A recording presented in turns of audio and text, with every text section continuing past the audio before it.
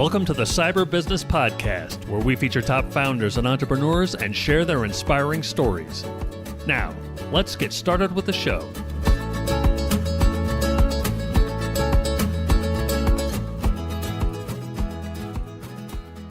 Matthew Connor here, host of the Cyber Business Podcast, where we feature successful business leaders, top law firms, green energy companies, and more. Today, we have Heidi Schweizer of Heidi Schweizer Architect, Lexington's premier environmentally friendly architecture firm. She designs some of the most beautiful modern houses that not only look amazing, but have been sourced, constructed, and designed to reduce environmental impact. You can see some of her stunning work at HeidiSchweizerArchitect.com. Welcome to the show, Heidi. Good morning. Thanks. All right. So before we get going, a quick word from our sponsors. This episode is brought to you by cyberlinks.com. That's cyberlynx.com. Cyberlinks is a complete technology solution provider that ensures your business has the most reliable and professional IT service, and the only company that guarantees your safety and satisfaction. With Cyberlinks advanced technology, we protect our clients from cyber attacks, hardware failures, and technology-induced headaches. The bottom line is, we provide all the services you need to be safe, productive, and profitable, from Chief Information Officer services to IT help desk services. We've got you covered. And we do it without requiring a long-term contract because we believe in earning your business every day. Listen, Heidi, we had a private equity firm that came to us recently because they had an ACH transfer that were almost sent to bad actors. Have you heard of these kind of attacks before? Absolutely. Yeah. Well, they're called BEC scams, which stands for Business Email Compromise Scams. And what they do is they get access to somebody's email, and either through social engineering or computer compromise, they then quietly, patiently wait until they send out a wire, and then the bad actors send an email apologizing for sending the wrong instructions, and they provide new instructions that sends the money to them. In most cases, we're talking 6 or 7 figure transfers, and if you don't catch it immediately, the money's gone. Fortunately, this new client caught both of them right away, but they couldn't figure out how this kept happening. So they called us in. Right out the gate, we found that their email had been compromised. The cyber criminals had gotten access to the administrator's account, and every time they accessed any of the company's account, they wiped out the logs to cover their tracks. So we couldn't track down who had done it. But what we did do is we locked down their accounts with multi-factor authentication and implemented some security monitoring and got them protected with our cybersecurity solution. The funny part is they called us because we'd helped them with a hardware installation a few months prior. But when we recommended they get some basic cybersecurity protection, they passed because they thought they were too small and didn't need to worry about that just yet. When it comes to security, an ounce of prevention is worth a pound of cure. If you're on the fence or you think you're just too small to need protection, check out our website, cyberlinks.com, or give us a call at 202-996-6600. And now back to our show. All right. I am very excited that you're on the show here today, Heidi. Thank you and welcome. Thank you. Good to see you. Good to see you too. So for those who are not familiar with you and your work, can you tell us a little bit about it? Yes, I am a small firm. I am a one-woman show. So I'm a sole proprietor of Heidi Schweizer Architect. I'm also a Class A contractor. Now, I don't do any contracting right now, but I do a lot of construction management for designs that I have created for my clients to carry them all the way through the construction process. So that's a really important component of the work that I do, to make sure that the details and the materials of what I've designed actually get implemented in the field and get implemented properly. Yeah. So, and that's interesting because, so you actually, focus kind of on the environmental impact and like sourcing the material and making sure, how does that work exactly? How do you, that seems like a great idea, but how do you actually implement something like that? It's been a little challenging lately with material supply chain issues. Oftentimes when we're working on a project, and to backtrack a little bit, I do strictly residential architecture. I don't do any commercial work. So strictly residential. We often have to resource product because we can't get the product that we wanted. So that requires a bit of research on my part to try to ascertain what the environmental impact is of a particular material, and is it an appropriate substitution for maybe what we would have wanted.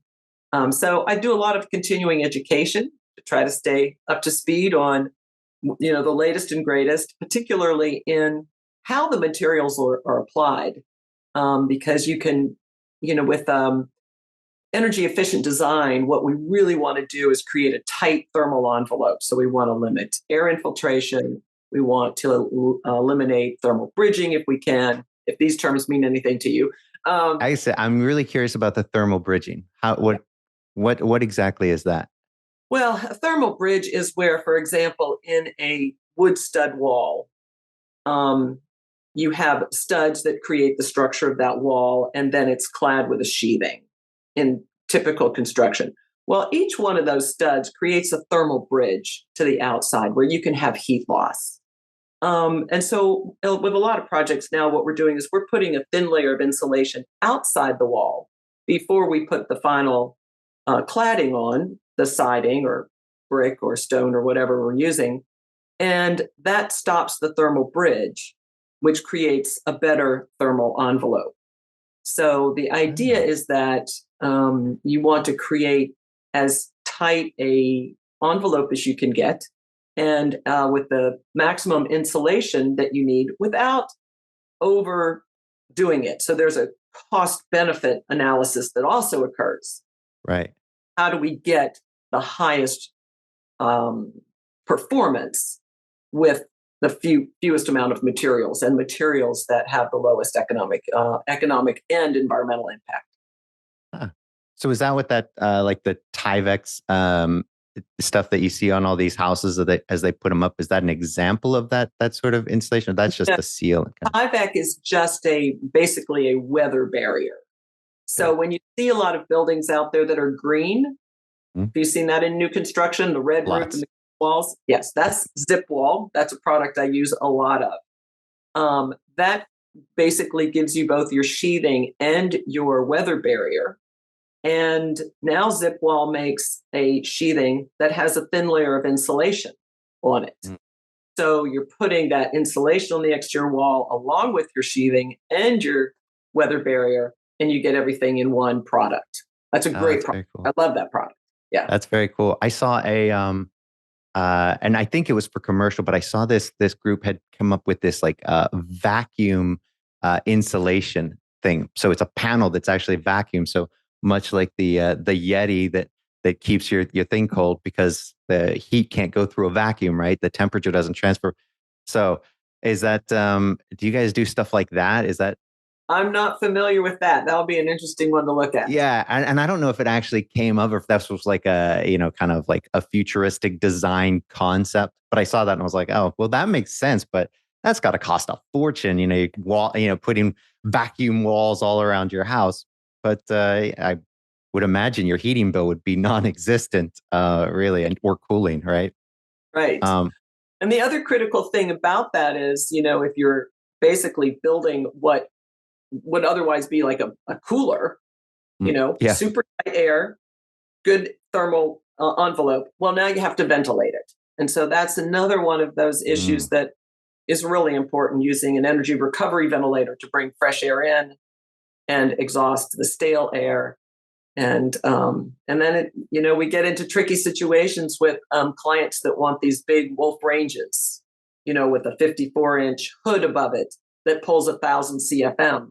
Well, now you turn on that hood and you're pulling all the air out of the house. We have to create fresh makeup air intakes for those systems to be able to replenish that air as that hood is exhausting. So, oh, that's very cool. And so is that part of the HVAC system, or is that like it's something that adds on to it, or is separate altogether? So it only activates when the range hood is turned on. So what we found is, let's say you have either a wood burning or a gas burning fireplace, and you're in a super tight house. You turn on that range hood, and you'll notice that the fireplace is backdrafting. And it's backdrafting because the air is being pulled out by the range hood. So you put in a completely separate system The code only requires that you have a passive system for that, so that you Mhm. just have basically a hole that can naturally draw air in, which is not effective. Yeah. You'll still be backdrafting your fireplace. So what we put in is a powered system. If we're pulling 1,000 CFM out, we're bringing 1,000 CFM in, and now you have to heat it Yeah. because middle of winter you don't want to be bringing in 32-degree air when your Right. house is nice and warm. So So that that's system then heats it to the temp. Oh, that's very cool. And does it put it back in near the hood where that comes, or is it just like, it has to bring it back in an area adjacent. An adjacent room is fine. You can't have a door between where that air comes in. And so sometimes we'll tuck it right around the corner from the range hood in a hallway or an, some area that's adjacent but not behind a closed door. Yeah. it's making me wonder what we did with ours, because we did not have this conversation with our builder. We have one of those crazy hoods, over a gas. You basically described what we have, right? Uh, We got this great big gas, cooktop, and this huge hood above it that goes, is very quiet when it's low, and it looks really cool, but then it can get, basically suck a small child up into it, right? yes. So it's but I don't know what we're doing for the other end of that. Like, that's a great point, and I don't think that never came up in our discussion. So, And when was your ah, house built? 3, 4 years ago. 3, 4 years ago. So you were probably under the 2012 or the 2015 code, Mm. which may or may not have required it. You're in Maryland, right? Yeah, Yeah. So I don't know what your code would have required, or if you don't know where that system is, you probably don't have it. Now, yeah, do you we have a definitely do not have that system. I'm just wondering where the hole is that they put. right? Actually, I don't think they did any of that. I think it just sucks it right out. But Now there's some really, really interesting systems that have that fresh makeup air integrated into the hood. Um, oh, and so, but maybe I'm guessing, do you have a fireplace in your house? we do, but it's a gas fireplace. So Yeah. if I'm not sure that's technically a fireplace. Is it Um, sealed? Does it have a sealed glass across the front? no, No, okay. what's that make it? Is it vented or not vented? I don't think it's vented. Okay. That's an I, unvented, completely closed off. So there's not an opportunity for air to be coming back down a bit into right. that space. Yeah. So No, we just suck up all those fumes or whatever. That seems healthy, right? That now that I think about it, I'm like, hey, I don't think our builder did us right. I don't think this was no, smart. now the current codes, I believe a gas vented fireplace, and I won't put in unvented fireplaces, but a Yeah. gas vented fireplace has to be sealed. So it has to have that glass across the front. Yeah. It seems like a smart idea. It's a smart idea. Yeah. Yeah. I hope Our you have builder was fun like that. What's that? I hope you have CO2 detectors in your house. We do. In fact, yeah. So we've got these, being the geek that I am, we've got gadgets galore. So we actually had the just the regular detectors, right? And then I was like, that's not good enough. So we went and got, replaced them all with these very cool Nest detectors, which do carbon monoxide, CO2, the whole nine yards, and it's connected to our, Nest cameras. So yeah, we went with that. Yeah, I think mostly because it was techie and cool. I'd love Yeah. to say because we were concerned that we were inhaling fumes and wanted to make sure we were healthy, but honestly, it was because it was techie and cool and it tied Well, into our. whatever got you there's fine. That's right. It's about the destination, not the journey, right? That was great. Well, I was looking on your website, which, by the way, for those who haven't been to it, it's actually a very pretty website. Love it. Beautiful design, and some of your houses they're just spectacular. So I did notice that you actually designed the first EarthCraft Platinum certified home in Virginia. Is that right? I did. And that was a house that I designed for myself. And it was my laboratory for learning because I got to try things on that house that I may not have been willing to try on a client's house. It was an above grade, precast insulated concrete house on the ground floor with a concrete slab. And the upper levels were SIPS panels. So that was the first project that I built with SIPS panels. This was, 10, 11 years ago. Yeah.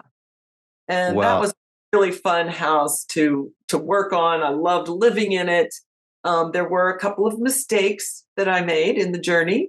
And so I ended up selling that house. That client kept me on retainer to do some future improvements. That house was designed for solar, and it now has solar panels on it that it's net zero now. So that oh, nice.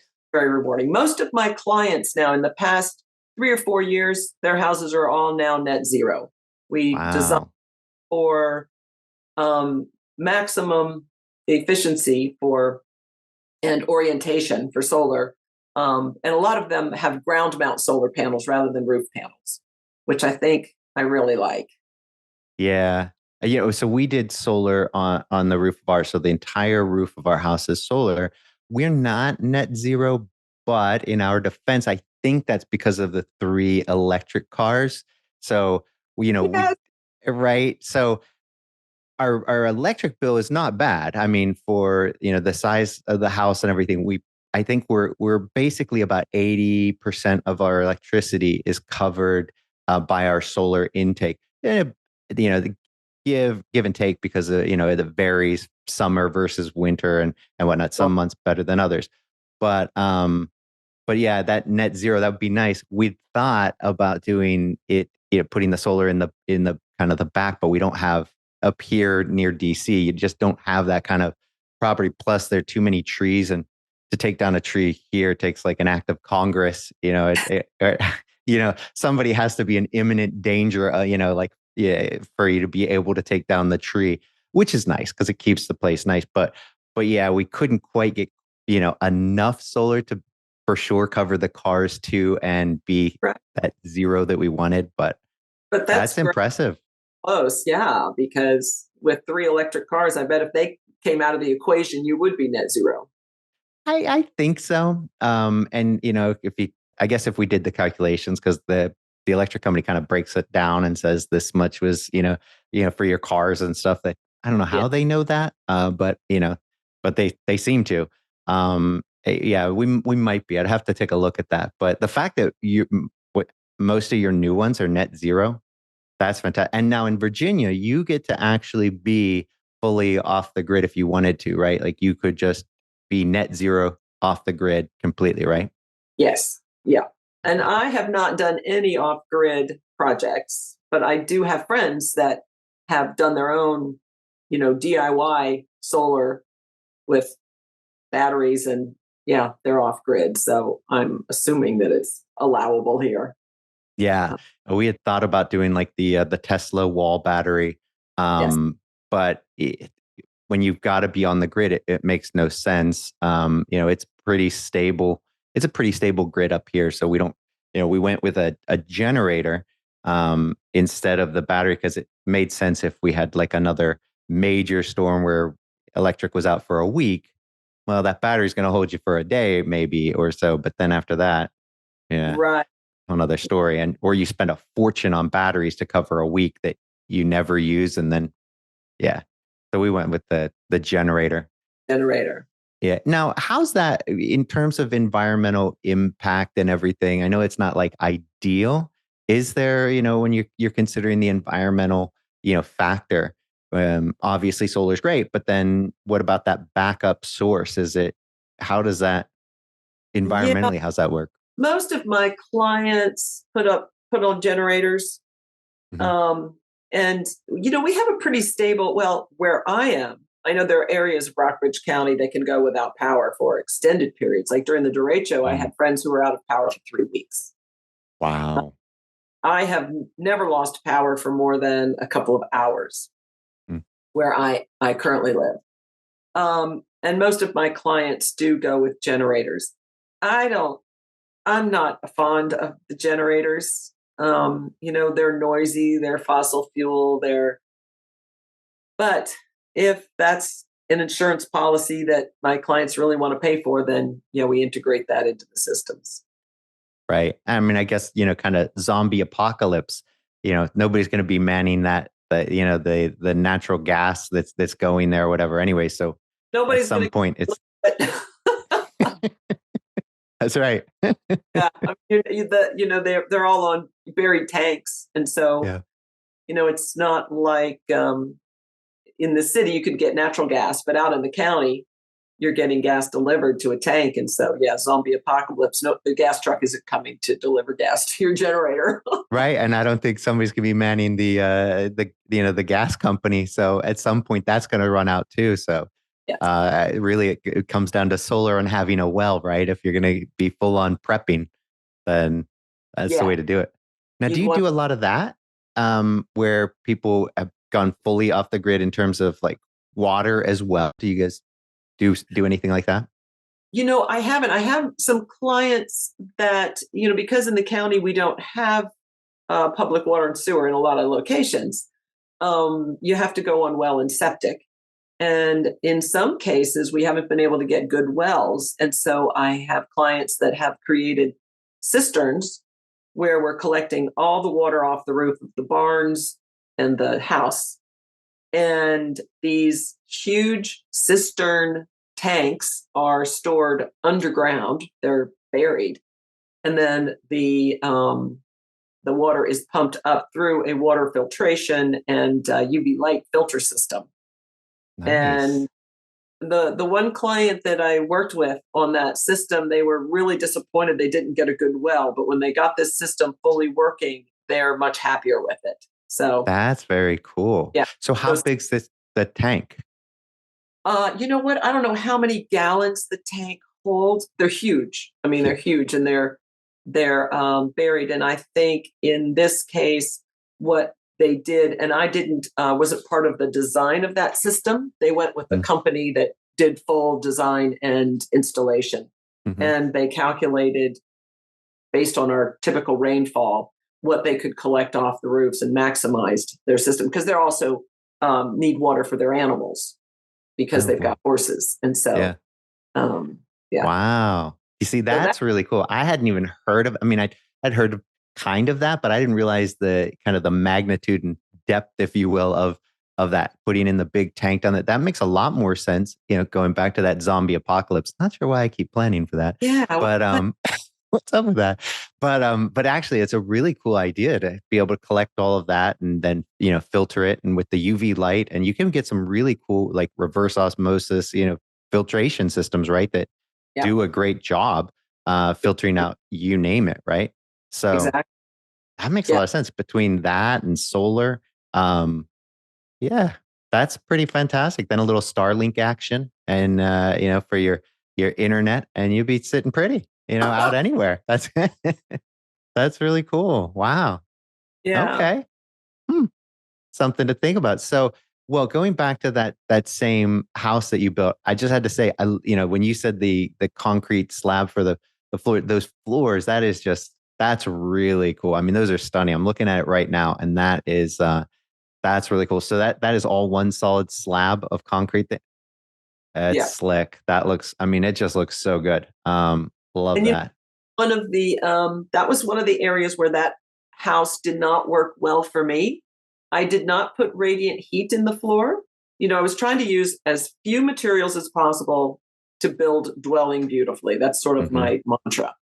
So I did insulate under that slab, but at the very perimeter, there was way too much cold infiltration into that slab. I'm a Florida girl. I grew up in the Sunshine State. I like to be barefoot, and I don't like to be cold. And so that slab was too chilly for me in the winter. I ended up covering that slab with a cork floor, which is a great insulator and a beautiful, finish. But I will say, if I do this again, and I will put radiant heat in that slab to keep the house warm and comfortable in the winter. But in the summer, that house was unbelievably cool because that slab was cool all the time. And it was just a great sort of natural air conditioning. Oh, So that's brilliant. So you speak of radiant heat. So my wife is the same way. She, I she will wear flip flops in snow, and I'm like, this is ridiculous. Can't stand it. Like her feet are cold. I mean, they're icicles, but same deal. She wanted radiant heat in the floors, at least in the bathrooms. And the yeah, builder that we had, I think I've told you, he was crazy. I mean, he was really good in his, kind of design and stuff. He had an architect who made sure his craziness actually worked. And yeah, but he had never done radiant heat in the floors. And with this guy, we're like, better stick with what he knows. So that's just like you. We were really, uh, saddened that we didn't. And every winter, it's like, oh, those cold, tile floors. They look yes. very pretty in the bathroom, but it'd be so great. And it turns out that radiant heat is actually really economical and environmentally friendly, right? Which you wouldn't Well, think. it doesn't take much to heat those floors. And then once you get a tile warm, it holds the heat. So it's not completely dissipating. The other thing is you don't need those floors on all the time. Right. I mean, typically, my current house does not have those heated floors, but I have a tendency to like build a house, live in it, sell it, build another house, live in it, sell it. I'm Nice. back in the house that I built like 15 years ago, I guess, and I didn't put radiant floors in. Um, but you can set them on a timer. So Yeah. you set that floor to come on an hour before you get up, 30 minutes before you get up. Then you're up in the winter and you're on that floor and it is decadent. I mean, Yeah. real luxury. And it doesn't take that much electricity to heat that floor. You can't use an electric system like that. I can't say you can't. You can use an electric system like that to heat an entire house. Mm, It is not as efficient as using, let's say, a gas-fired heater. right. So, I have some clients that want an all-electric house. And so in that sort of house, we will put the electric radiant underneath the tile in the bathrooms. Mm, And that's what we're doing on a current build right now. But the rest of the house is on an insulated and conditioned crawl space. So those wood floors and the rest of the house nice. will stay warm. Not as Wow. a completely heated floor, but they'll still stay warm. They help Yeah. with that. They won't get so icy like ours do. Yeah. Are you on a That's crawl space at your house? so no. So actually, we're not at all. And so that's what's interesting. So the downstairs, we're in a funny situation where in our county you can only do two stories, right? So fortunately, we're on a hill. So we built the we actually kind of get three. Because the first floor doesn't count because it built into it's a funny Below grade. thing. Yeah. Yeah, below grade, sure. And so in any event, so that whole wall and then the floor, it stays very cool down there. And then and yeah, but there's no heating in the floor, so it's all hardwood throughout on the. And we learned the hard way. The builder thought it looked really pretty to have um, hardwood floors on all three levels, all throughout same hardwood. And he's right; it looked very pretty. Problem was, as we found out when the hot water heater, which is on the first floor, it blew. Like 3 years in, it had one of these expansion tanks that just it malfunctioned and went downstairs and the place, I mean, it is just like a fire hydrant. It's amazing how fast the water comes out of that thing. And we had like 6 inches of water, within minutes, just covering the whole downstairs. And so we turn off the water. We get everything out of there as quickly as possible. Call up some, restoration place. And of course this happens at like, after hours on a Friday, because that would never happen I'm not sure there is a convenient time for something like that to happen. But of course, it shows a very, as we're leaving to go out for the night, it's in any event. By the time it took about an hour or two for the people to come to do the restoration work, but the hardwood floors had all bubbled and warped and got just, I mean, almost instantly. As soon as I squeegeed off the water, you could see them just start warping. And I was like, wow, that didn't take long. So we finally replaced all that we replaced it with tile that looks nice. But apparently that's kind of a known thing. Like you don't do hardwood floor on your on that first floor because that's, Right. so When live was and learn. your floor? What's that? Was that an engineered floor? An engineered hardwood floor? I think so. Yeah. Probably yeah. It probably would have been a problem anyway, but a 3/4 inch thick, solid tongue and groove floor, Oh yeah. you wouldn't have seen the damage so quickly. But with an engineered floor, it's like right away, it's moving. Yeah, it was pretty obvious. And that's the other thing is we're like, you find all these little things where you're like, oh, with your, for our guy, like some things he did really well. And then we're like, why would you cut this corner? Like those floors, like it makes no sense that you skimped right here. We could have spent a few extra dollars and had, thicker hardwood floors. They'll have to be replaced at some point. But Right. it's those little things that end up adding up. And you're like, man, why? Right. But Yeah. you get what, that's why you got to get good help. So, Yeah. yeah. Well, going back to I mean, this really, I can't get over this same one and speak even on that same EarthCraft house that you built there, those hardwood floors, that's just stunning. So, They're gorgeous. And they were sourced from North Carolina. They were a maple with a character grade, and they were just gorgeous. And the place where they were sourced, unfortunately, this place is no longer in business, but they would harvest the wood with horse and cart, like cutting down the trees, pulling it into 100% solar powered plant for manufacturing the hardwood and then taking it to the job site. And I was able to buy that hardwood flooring for just about the same amount it would have cost me to go to my local lumber supply and get oak. wow. Sadly, that business was up for sale the last several years, and I don't think it's still in business, but what a beautiful operation.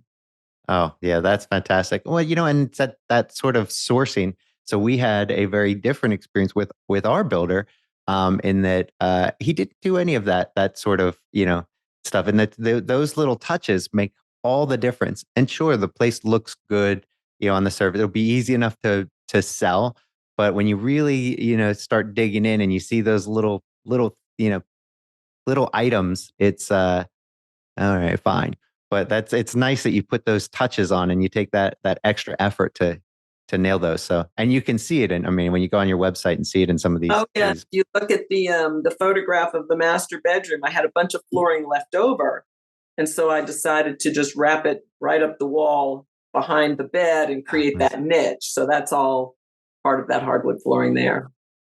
Yeah, just that's everything that we could. That's great. Oh, that's beautiful. Such a nice design. Okay. Well, as we near the end here, um, I have one last question, but before I ask it, I want to point people to your website. It is Heidi Schweizer Architect.com, and that's Heidi SCHWEIZER Architect.com. Or if you just Google Heidi S. Lexington or Heidi S. Architect Lexington, you're the first one that comes up there. I found that one as well. And I also have a house profile. There you go. And yeah. And what's the easiest way to get to that? Just go to house.com and type in Lexington Architect and I'll come right up on that. Boom. There you go. And so then my last question for you as an architect and builder, what is your favorite tool or software? I know it's wide open. So, but if you had to pick one. One. Yep. Favorite. Mm-hmm. Not essential, but favorite. But favorite, yes. For any reason. I think it's Bluebeam. Bluebeam. Okay, do tell.